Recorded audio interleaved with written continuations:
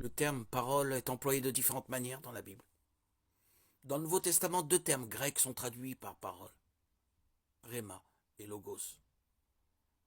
Leur sens varie légèrement. Rhéma désigne généralement une parole orale, comme par exemple en Luc 1,38 ou lorsque l'ange annonce à Marie qu'elle serait la mère du Fils de Dieu.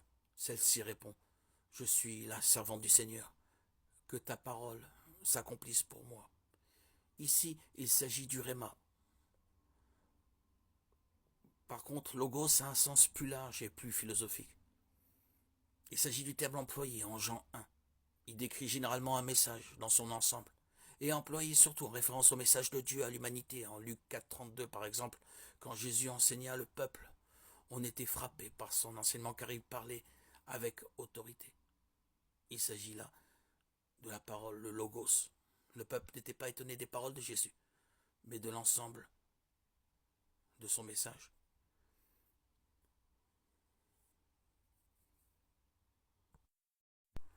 Après le simulacre de procès de Jésus, puis sa flagellation avant qu'il ne soit crucifié, les soldats romains tressèrent une couronne d'épines qu'ils posèrent sur sa tête et lui mirent un roseau dans la main droite.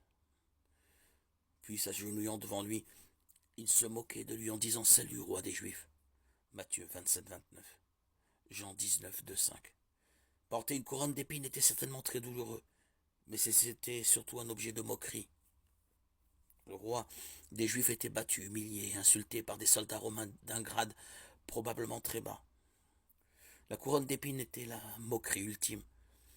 Une couronne, symbole de royauté, servait d'outil de torture dégradant.